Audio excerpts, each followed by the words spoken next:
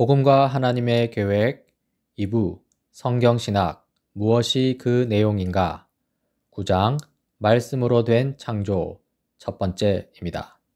먼저 간추린 성경 역사 창세기 1장 2장입니다. 태초에 하나님께서 존재하는 모든 것을 창조하셨습니다.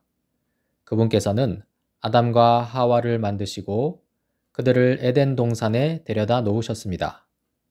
그분은 그들에게 말씀하셨고 세상에서 해야 할 임무를 부여하셨습니다. 또한 그들에게 동산 안에 있는 모든 나무의 열매를 양식으로 먹도록 허락하셨으나 단 한 가지 열매만은 금하셨습니다. 하나님은 그들에게 경고하시기를 만일 그 금지된 나무의 열매를 먹으면 죽으리라고 하셨습니다. 하나님께서 자신의 말씀으로 창조하셨다인데요. 우선 예수 그리스도의 복음은 우리에게 하나님을 계시해 줍니다. 이 창조를 살펴보기 전에 복음에 대해서 먼저 살펴보자면요. 복음의 근원은 창조하시는 하나님입니다. 하나님은 복음을 계획하신 분으로서 온 우주의 창조주이시자 온 세상을 다스리시는 주님이십니다. 여기서 우리는 복음의 포괄성을 엿볼 수 있죠. 복음의 목적은 창조된 세상입니다. 우리는 복음을 통해 창조의 목적과 우주의 의미를 배우게 되는데요. 복음은 창조된 세상, 곧 창조의 목적과 우주의 의미를 회복시킵니다. 바로 하나님의 영광을 위한 창조 세계라는 것이죠. 여기서도 우리는 복음의 포괄성을 엿볼 수 있습니다. 이제 창조로 넘어가 보자면요. 창조 이야기가 말해주는 것이 있습니다.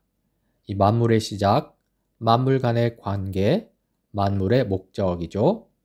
이때 복음은 하나님의 창조로 시작된 그러한 만물들의 관계를 회복시켜 하나님의 영광을 드러내도록 하는데요.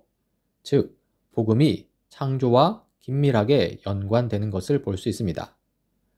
그런데 이 창조 이야기는요, 이 현대적 사고, 특히 과학적 사고로는 이해하기가 어렵습니다. 즉, 창세기는 현대인들이 관심 가질 만한 질문에 대해 별로 관심이 없습니다. 이 대답을 하지 않는다는 것이죠. 가령 이런 질문들입니다. 하나님이 계신지 어떻게 알 수 있는가? 하나님은 어디에서 오셨는가?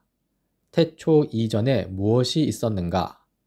과연 우리가 태초라는 어떤 시점을 생각해 볼 수 있는가? 하나님께서는 어떻게 아무것도 없는 데서 무언가를 창조하실 수 있는가? 영원의 의미란 무엇인가? 여기서 우리는 이 성경이 과학 교과서와 같은 것이 아님을 알 수 있습니다. 우리는 우리 자신의 과학적 궁금증보다 성경이 우리에게 말씀하시는 것을 이해하려고 애쓰는 것에 만족해야 한다는 것이죠. 이것이 성경이 우리에게 요구하는 태도입니다. 이제 하나님께서 자신의 말씀으로 창조하셨다는 말의 의미를 살펴보려고 하는데요. 그 전에 핵심 전제가 있습니다. 이 창조 이야기가 포함된 이 구약 성경의 본문을 원래 맥락, 즉 당시 이스라엘 백성의 입장에서 살펴봐야 한다는 점입니다. 이 출애굽 모세 당시 구약 이스라엘 백성은 창조 이야기를 어떻게 받아들였는가 살펴보자는 것이죠. 이 첫 번째 의미는 하나님은 절대 주권자이시라는 것입니다. 이 절대 주권의 의미는 왕이 행사하고 있는 권능을 의미합니다. 하나님께서 다스리지 못하는 것은 결코 하나도 없다는 것이죠. 이때 창조는 하나님의 절대 주권을 드러냅니다. 하나님은요, 오로지 말씀만으로 아무것도 없는 데서 우주 만물을 만드셨습니다. 이러한 하나님의 창조 행위는 타자의 강요나 하나님 내부의 결핍에 의해서가 아니라 하나님 스스로가 자유롭게 행하신 일입니다. 이 하나님의 충만한 사랑의 발현이라고 볼 수도 있는데요.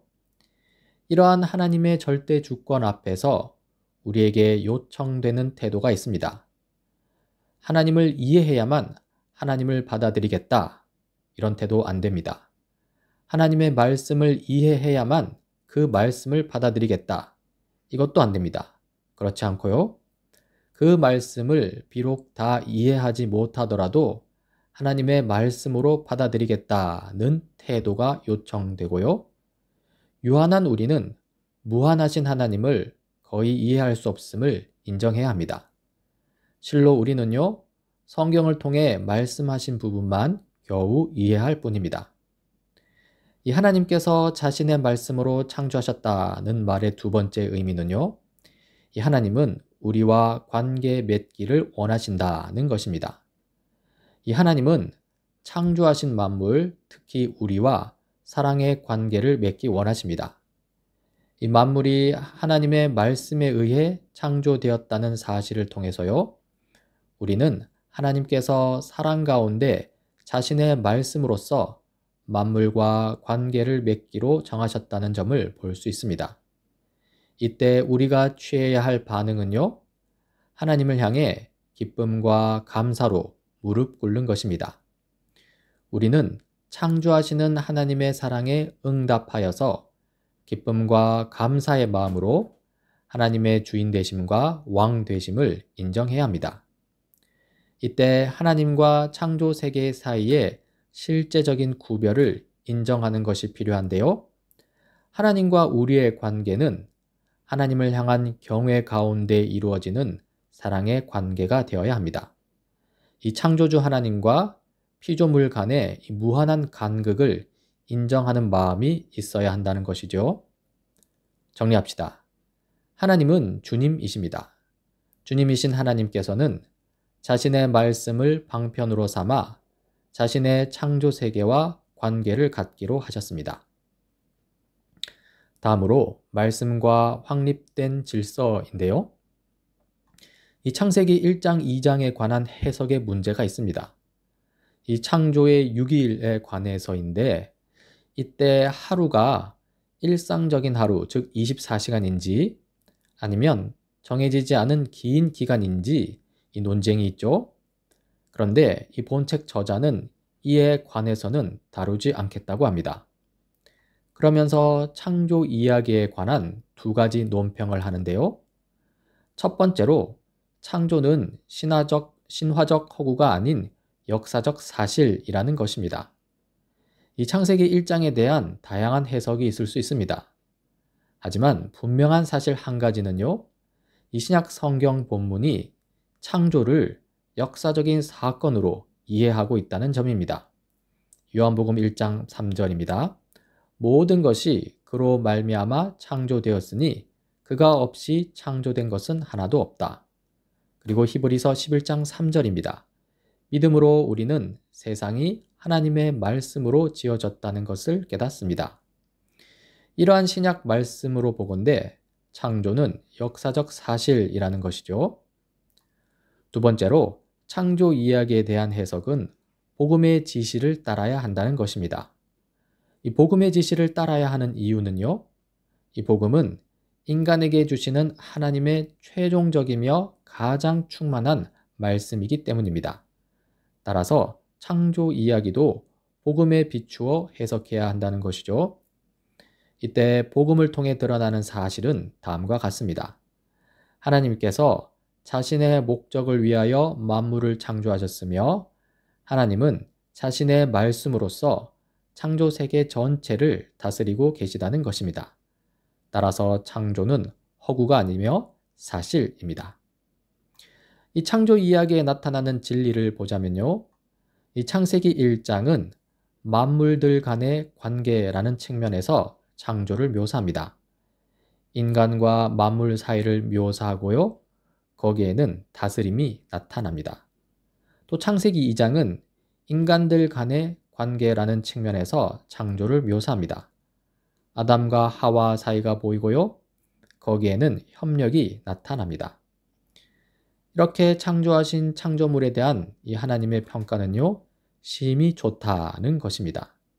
이때 좋다, 선하다는 말의 의미는요, 질서가 있다는 것입니다. 또 이러한 질서는 모든 것이 각각 알맞은 기능을 가지고 있으며 나머지 모든 것과 적절한 관계를 맺고 있음을 의미합니다. 이 질서로서 좋음, 선함 안에 나타나는 우선순위가 있습니다. 먼저는 창조주 하나님입니다.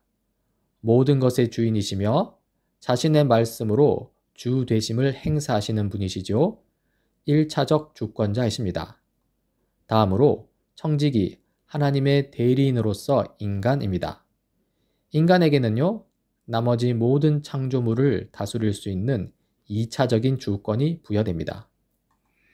이러한 창조 이야기는 이 구원이라는 배경 안에서 발견되는데요. 이게 무슨 말인가 하면 이스라엘은 출애굽 구원 역사 이후 광야 생활 중에 창조 이야기를 모세로부터 듣게 되었다는 것입니다.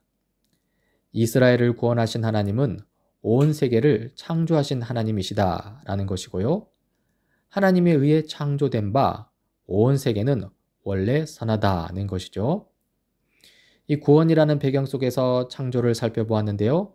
이 타락이라는 배경도 살펴보아야 합니다. 이 타락은 아담과 하와의 범죄로 시작된 것인데요. 이때 타락은 관계의 깨어짐을 의미합니다. 만물과 인간 간의 관계가 깨진 것이 타락이고요. 인간들 사이의 관계가 깨진 것이 타락입니다. 하지만 이때 주의해야 할 사항은요.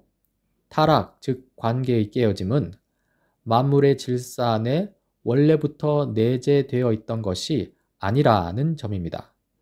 이 하나님이 창조하신 만물은 선하고요. 특히 만물을 선하게 창조하신 하나님을 죄와 타락으로 특징 지어서는 안 되겠습니다. 이 타락과 하나님의 섭리라고 했는데요. 인간의 타락에도 불구하고 만물을 보존 통치하시는 하나님을 우리는 성경에서 볼 수 있습니다. 이 창조주에 의해 온 우주가 계속 다스림을 받는 일, 곧 섭리는요. 그 무엇도 심지어 죄조차도 좌절시킬 수 없는 그 하나님의 궁극적인 목적을 성경적으로 이해하는 데 필수적인 주요 사항입니다. 이 하나님은 창조 때 설정한 만물들의 관계를 붙드시고요. 창조 때 부여한 그들의 역할을 보존하셔서 창조 세계 안의 질서, 곧 창조 세계의 선함을 유지하고 계십니다. 가령 해와 달과 별들은 여전히 낮과 밤, 사계절을 규칙적으로 있게 합니다. 식물과 동물은 여전히 자신들의 종에 따라 번성합니다. 그리고 인간은요, 비록 불완전하긴 하지만 여전히 하나님을 반영하면서 나머지 피조물을 다스리는 특성을 가지고 있습니다. 이 모든 것은 하나님의 섭리하에 이루어지는 일이죠. 정리합시다. 창조는요, 하나님 자신의 말씀으로 하나님께서 만물 안에 완전한 질서의 관계들을 설정하신 것을 가리킵니다. 그리고 섭리는요, 하나님 자신의 말씀으로 하나님께서 온 우주의 질서를 계속 유지하신 것을 가리킵니다. 다음으로 하나님께서는 자신의 창조계를 사랑하신다는 것입니다. 먼저 이 하나님의 존재에 관하여 살펴보자면요. 우리는 어떻게 하나님이 존재하신다는 것을 알 수 있는가 질문했을 때 우리는 하나님의 말씀과 하나님께서 창조하신 창조 세계를 통해서 하나님의 존재를 알 수 있다고 답할 수 있습니다. 이때 하나님의 말씀과 창조 세계를 제쳐두고 이 하나님의 존재를 입증할 그 하나님보다 더 근원적인 근거 따위는 존재할 수 없습니다. 당연하겠죠? 이 하나님께서 만물을 창조하신 후에 보시기에 심히 좋았다라고 말씀하셨는데요. 그 말씀의 의미를 한번 살펴봅시다. 이 말씀이 주어진 맥락, 배경이 있습니다. 심히 좋았다는 말씀은요. 죄와 타락을 경험하고 있는 출애굽 이스라엘 백성에게 주어진 말씀입니다. 그런데 이스라엘 백성은요. 하나님에 의해 이집트로부터 구원을 얻은 백성인 바 하나님이 사랑하시는 대상입니다. 따라서 보시기에 심히 좋았다는 말씀이 이스라엘 백성에게 선포될 때 이 말씀은 궁극적으로 이스라엘로 대변되는 세상을 향한 이 하나님의 사랑의 고백이라는 것입니다. 참으로 우리는 창조 세계를 향한 하나님의 사랑의 헌신을 볼 수 있습니다. 이 헌신의 시작은 하나님의 창조입니다. 태초에 하나님이 천지를 창조하시니라는 말씀에서 시작되었죠. 헌신의 지속은 하나님의 섭리입니다. 타락에도 불구하고 창조 세계를 유지, 보존하시죠. 그리고 헌신의 절정은요, 하나님의 구원하심입니다. 단순히 유지만 하는 게 아니라요, 회복시키십니다. 예수 그리스도의 십자가 사건에서 그 구원의 절정, 회복의 절정을 보여주셨습니다. 여기서 우리는 하나님 나라를 생각해 볼 수 있는데요. 하나님 나라는 하나님의 다스림을 의미합니다. 하나님의 자유로운 창조 사역과 모든 창조 세계에 대한 하나님의 계속적인 다스림, 즉 그분의 절대 주권을 통해 성경 신학의 핵심적인 사실, 곧 하나님 나라가 확립되는데요. 이때 창조 세계를 다스리시는 하나님은요, 창조 세계와 구별되시는 하나님을 전제하고 있습니다. 사랑의 하나님께서 우리와 가까이 하심은 참 중요한 진리이지만요, 우리가 결코 만만히 봐서는 안 될 분입니다.